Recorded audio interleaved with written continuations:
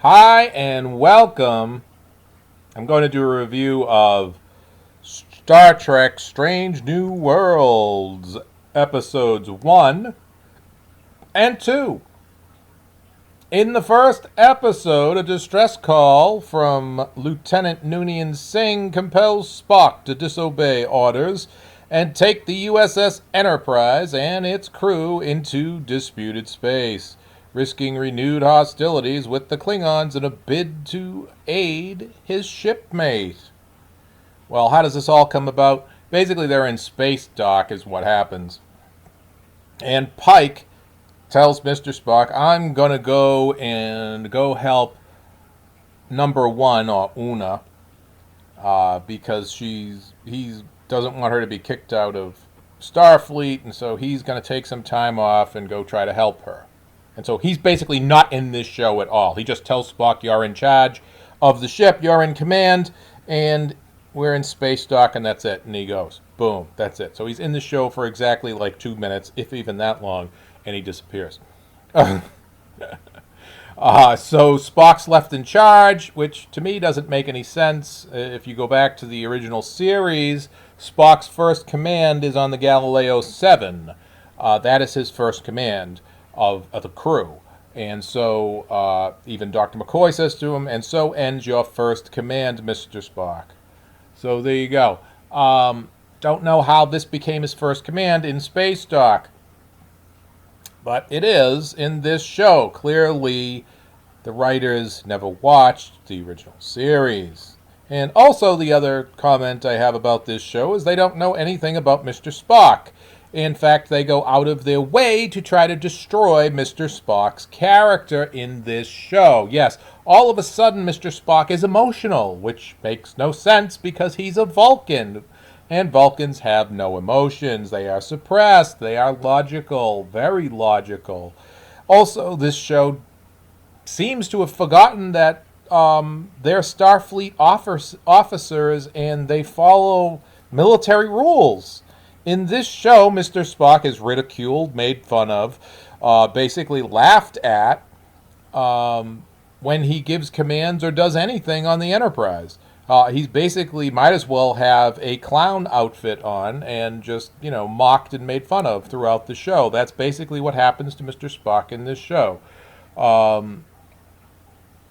Obviously, no one seems to know what Mr. Spock's character is. Certainly not the writers or the producer of this show. Basically, going out of their way to destroy Mr. Spock. Don't understand it. Don't like it. Really sad. The women on this show, for whatever reason, seem to be compelled to make fun of the technicians who are trying to, or basically tell off the technicians who are trying to fix the ship.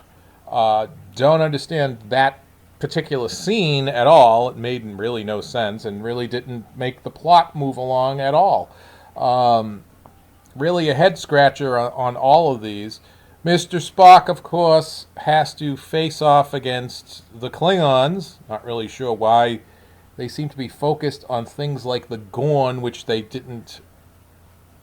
always mention and talk about, and yet, if you remember from the original series, they didn't encounter the Gorn until the original series when Captain Kirk encounters them. So don't really know why they're talked about or even in part of this show in any way. And they also talk about the Klingons a lot, which really wouldn't make any sense either. They even talk about war with the Klingons, which we know a war with the Klingons does not happen until the original series, and that's quickly ended by the Organians. So obviously the people that wrote this show don't know anything about Star Trek. But anyway, Mr.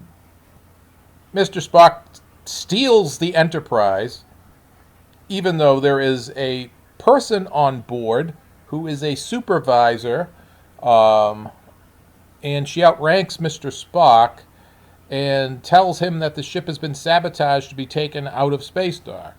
Now, I don't know about you, but in the normal military, if this person were on board, they would be in command of the Enterprise, not Mr. Spock, because they outrank him. Not really sure. You can see her rank is right here on her wrist. She outranks him. Basically, she's a commander. He is not. So, not really sure what the deal is there. Anyway, she goes along with them for the ride. They go to the planet. They find Miss Singh, who is in a scene that was basically taken out of Raiders of the Lost Ark, where she's drinking people under the table. Not really sure where the brains of the writers were on this one, but obviously they can't come up with an original thought or even follow thoughts from the original series that make sense. So there we go. And Spock ends up destroying a ship to stop a war with the Klingons. And at the end of this story, they all get along, and Spock is drinking with the Klingons. Now, if we know anything about Vulcans, they don't drink. So I'm not really sure what he was drinking or carousing with Klingons when he doesn't have emotions and doesn't drink. So very bizarre ending to this story. And yes, they do save Mrs. Singh. And so there we go. And if you think I'm being too harsh on the show, I watched this show with my kids, who are young teenagers. Okay? And I asked them what they thought about it. I didn't say a word to them or anything. And they told me they hated the show because they couldn't understand why Mr. Spock wasn't acting like Mr. Spock, or why everyone was treating Mr. Spock so badly and laughing at him and making fun of him. So it isn't just me, it's even young kids think this is stupid. Moving on to the next episode, which is supposed to be a courtroom drama that has no drama in it. And once again, Captain Pike is in it, maybe for 5 minutes, maybe less. Not really sure, but he's not in this show once again. He has to be the only Star Trek captain that is barely ever in a show. His own show, especially. But in this one, we have Commander Una, and she is being charged with lying on her application to Starfleet because she's genetically modified. And on her application, she didn't mention that she was genetically modified when asked that question. And so they're court-martialing her and basically going to throw her out of Starfleet. Well, Captain Pike got her the best lawyer in the galaxy. And so basically what's going on here is the plot for this is Una faces court-martial along with possible imprisonment and, of course, dismissal from Starfleet. And her defense is in the hands of a lawyer who happens to be a childhood friend with whom she had a terrible falling out with.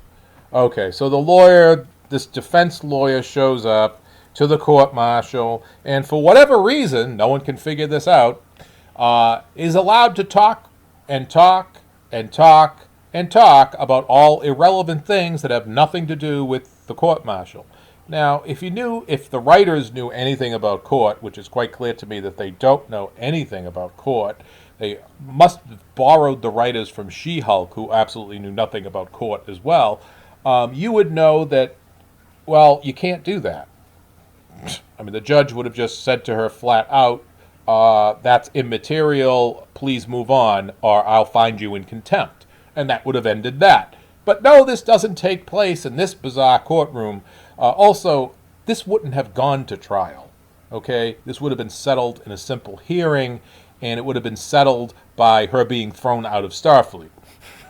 Because, once again, whether you're in the future in Star Trek or it's real life in the 21st century, anywhere you work, you are being recorded and filmed.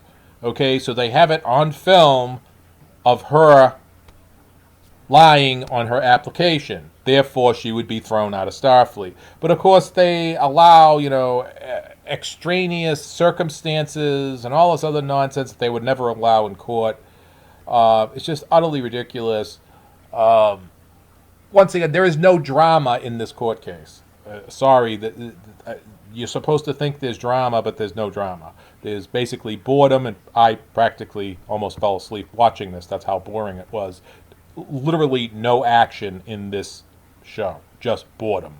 The only thing that was kind of interesting is they had Captain Pike's girlfriend be the prosecutor. By the way, who can't get in like 2 words in her own court case. Never heard of that one where the prosecutor doesn't say anything. Obviously, the writers never watched a show of Perry Mason or anything in their life. This was really bad. I didn't like this episode at all. On my scale of 5, I'd give both of these episodes a 2. Yeah, they were that bad. If you enjoy these videos, please subscribe. Tell your friends about it and have them subscribe. Hit the like button. Till next time, bye.